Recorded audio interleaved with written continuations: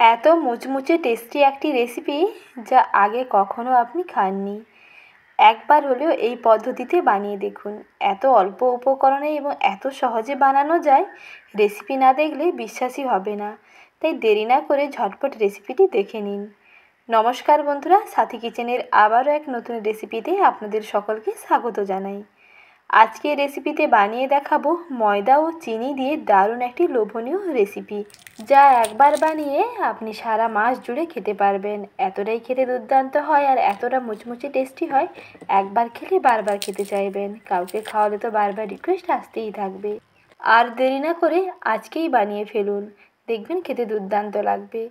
প্রথমে ময়দা মেখে নিচ্ছি। তার জন্য একটি বড় মিক্সিং বোলের মধ্যে আমি মেজারিং কাপের 1 কাপ ময়দা নিলাম আর একটি চা চামচে 4 ভাগের 1 ভাগ অর্থাৎ 1/4 টিস্পুন নুন নিচ্ছি আর দিলাম 2 টেবিল চামচ সাদা তেল। এখন সমস্ত উপকরণগুলোকে ভালো করে মিশিয়ে নেব। প্রথমে তেলের সঙ্গে ময়দাটাকে এরকম ডোলে ডোলে মেখে নিতে হবে। তেলের সঙ্গে ময়দাটা ভালো করে মেখে নিয়ে একটু এরকম মুঠ করে দেখে নেবেন যে মুঠোটা হয়ে যাচ্ছে, তাহলেই বুঝতে পারবেন যে ময়ামটা একেবারে দুর্দান্ত হয়েছে। দেখুন এইরকম প্রথমে মুঠো করে নিলাম, অর্থাৎ ময়দাটা বেশ এইরকম সুন্দর একটা বাইন্ডিং হয়ে যাচ্ছে। ময়দাটা যখন এরকম মুঠো হয়ে যাবে, তারপরে জল দিয়ে মেখে একটা নর্মাল ডো বানিয়ে ফেলুন। সাধারণত আমরা যেমন রুটি পরোটার জন্য ডোটা তৈরি করি, তেমন করেই ডোটা বানাতে হবে। ডো কিন্তু একেবারে শক্তও নয়, আবার একেবারে কিন্তু নরমও নয়। আর যখনই ডোটা মাখবেন, এরকম হাতের মধ্যে অল্প অল্প করে জল নিয়ে তারপরে মাখবেন, তাহলে নিজেরাই বুঝতে পারবেন যে কতটা জল লাগবে। কিছুক্ষণ এরকম মেখে নেওয়ার পরে দেখুন মোটামুটি একটা সফট করে ডো বানিয়ে নিয়েছি। এই ডোটাকে আরও 5 মিনিট মতন ঢাকা দিয়ে রেখে দেবো, তাতে এই ডোটা আরও আগে থেকে সফট হয়ে যাবে। বেশি নরম করে কিন্তু মাখবেন না। প্রথমে এইরকম ডোটা একটু টাইট থাকবে, তারপরে ওপর থেকে তেল লাগিয়ে আরও যখন 5 মিনিটের জন্য ঢাকা দিয়ে ঢেকে রেখে দেবেন, তারপরে দেখবেন ডোটা আগে থেকে আরও ভালোভাবে সফট হয়ে গেছে। আর যখনই এই রকম ময়দার ডো মাখাবেন, তখন উপর থেকে এই রকম কিছুটা সাদা তেল ব্রাশ করে নেবেন, তাহলে ডোয়ের উপরটা দেখবেন আর ড্রাই হয়ে যাবে না। আর ডোটা আগে থেকে অনেক সফট হবে, নরম হবে এবং উপরটা একেবারে মসৃণ থাকবে। এখন 5 মিনিট মতন ঢাকা দিয়ে ঢেকে দিয়েছিলাম। ডোটা দেখুন আগে থেকে বেশ সফট হয়ে গেছে। এই ডোটাকে বেশ ভালো করে আরও একটু মেখে নেব। তার জন্য একটি বড় পাত্রের মধ্যে ডোটাকে ঠেসে ঠেসে মেখে নিচ্ছি। ডোটা দেখেই বুঝতে পারছেন যে কতটা সফট হয়েছে। আর ওপর থেকে যে তেলটা ব্রাশ করা ছিল, সেই তেলটা দিয়ে আরও একটু ভালো করে এইরকম মেখে নিয়ে একেবারে মসৃণ গায়ের একটা ডো বানিয়ে নিলাম। তারপরে অল্প একটু ময়দা কিংবা কর্নফ্লাওয়ার ছড়িয়ে নিয়ে এইরকম একটা পাতলা করে রুটির মতন বানিয়ে নিতে হবে। কর্নফ্লাওয়ার দিয়ে বানালে বেশি ভালো হয়, কর্নফ্লাওয়ার না থাকলে অবশ্যই ময়দা একটু ছড়িয়ে বানাতে পারেন। অল্প সামান্য একটু ময়দা দেবেন, তারপরে একেবারে পাতলা করে একটা বড় মাপের করে রুটি বানাতে হবে। পাতলা করে একটা বড় রুটি তৈরি করে নিয়েছি। তারপরে ওপর থেকে দেখুন তেল ব্রাশ করে নিচ্ছি। পুরো ওভারঅল রুটিটার গায়ে পুরো এইরকম তেলটাকে ব্রাশ করে নিতে হবে। একটা ব্রাশের সাহায্যে এইভাবে তেলটাকে পুরো রুটির গায়ে মাখিয়ে নিলাম। তারপরে ওপর থেকে কর্নফ্লাওয়ার দিয়ে দিচ্ছি। এখানে কিন্তু অবশ্যই কর্নফ্লাওয়ার দিতে হবে। কর্নফ্লাওয়ার দিলেই বেশি মুচমুচে হবে। কর্নফ্লাওয়ারের বদলে অপশনাল ময়দাও দিতে পারেন, তবে কর্নফ্লাওয়ারটাই বেটার রেজাল্ট আসবে। বেশি মুচমুচে হবে আর লেয়ারগুলো দেখবেন প্রত্যেকটা বেশ আলাদা হয়ে খুলে যাবে আর ভীষণ ক্রিস্পি হবে। একেবারে দুর্দান্ত রেজাল্ট আনার জন্য অবশ্যই এখানে কর্নফ্লাওয়ার অ্যাড করবেন। কর্নফ্লাওয়ারটা ব্রাশ দিয়ে ভালোভাবে মাখিয়ে নিলাম। তারপরে এক প্রান্ত থেকে এইভাবে ফোল্ড করতে হবে। একটু হাতের দিকে খেয়াল করুন, তাহলেই বুঝতে পারবেন।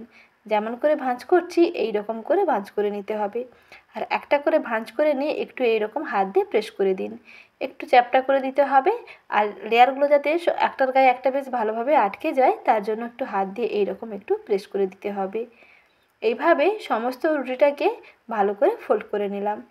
তারপরে একটু বেলুনের সাহায্যে আর একটু বেলে নিচ্ছি। একটু পাতলা করে নেব এবং একটু লম্বা করে নেব। হাত দিয়ে এইভাবে একটু প্রেস করে চ্যাপটাও করে দিতে পারেন, আর না হলে এইরকম একটু বেলুন দিয়ে হালকা আলতো হাতে একটু প্রেস করে একটু লম্বা শেপ দিয়ে দিন, তাহলে লেয়ারগুলো বেশ ভালোভাবে আটকে যাবে। তারপরে ছুরি দিয়ে দেখুন এইরকম ট্রায়াঙ্গেল শেপে কেটে নিন। ত্রিভুজ আকারে এইভাবে করে সমস্ত নাস্তাগুলোকে রেডি করে নিতে হবে। এটা খুবই সহজ হয় বানানো, ভীষণ সহজ আর খেতেও তেমন দারুণ লাগে। উপকরণ ভীষণ কম লাগে, শুধু ময়দা এবং চিনি এবং সামান্য অল্প একটু তেল দিয়েই বানিয়ে ফেলতে পারেন এইরকম দারুণ একটি রেসিপি, যা আগে আপনি কখনো ট্রাই করেননি। তাই দেরি না করে ঝটপট বানিয়ে ফেলুন। আপনারা খাজা অনেকভাবেই খেয়েছেন, খাজা না বানিয়ে এইভাবে বানাতে পারেন। দেখতেও সুন্দর লাগে আর খেতেও দারুণ লাগে, আর বানানো দেখবেন কতটাই সহজ। যেই প্রান্তটা জোড়া থাকবে সেই প্রান্তটাকে একটু হালকা আঙুল দিয়ে প্রেস করে দিন, তাহলে এই লেয়ারগুলো সমস্ত খুলে যাবে, কিন্তু পুরোটা খুলবে না। বেশ শেষ প্রান্তটা জোড়া থাকবে এবং লেয়ারগুলো পাটে পাটে খুলে যাবে। আর এগুলোকে যখন তেলের মধ্যে ভাজবেন, তেলটা কিন্তু একেবারে সামান্য উষ্ণ একটু গরম করবেন। একেবারে ফুটন্ত গরম তেলের উপরে দিয়ে দেবেন না, তাহলে এর উপরে গাগুলোতে অনেক দানা দানা বাবলসের মতন হয়ে যাবে, তাতে কিন্তু ভালো লাগবে না। একটু উষ্ণ গরম তেলের উপরে দিয়ে দেবেন, তারপরে লো ফ্লেমে সময় নিয়ে ভাজতে হবে। তাহলেই দেখবেন লেয়ারগুলো বেশ সুন্দরভাবে খুলে যাবে। তেলটা যত গরম হতে থাকবে তত এগুলো তেলের উপরে ভেসে উঠে আসবে এবং লেয়ারগুলো এরকম খুলে যাবে। আর এগুলোকে ভাজার সময় অবশ্যই একটু সময় নিয়ে ভাজবেন, লো ফ্লেমে একটু সময় নিয়ে ভাজতে হবে, তাহলে ভীষণ মুচমুচে হবে। আর এগুলো যেহেতু ভীষণ মুচমুচে এবং ভীষণ ক্রিস্পি হয়, তার জন্য একটু সময় নিয়ে ভাজতে হবে। এগুলো কিন্তু হাই হিটে ভাজবে না, তাড়াতাড়ি কালার চেঞ্জ হয়ে যাবে এবং ভাজার পরে কিন্তু নেতিয়ে যাবে, এই মুচমুচে ভাবটা একটুও থাকবে না। তাই একটু লো ফ্লেমে সময় নিয়ে ভাজবেন।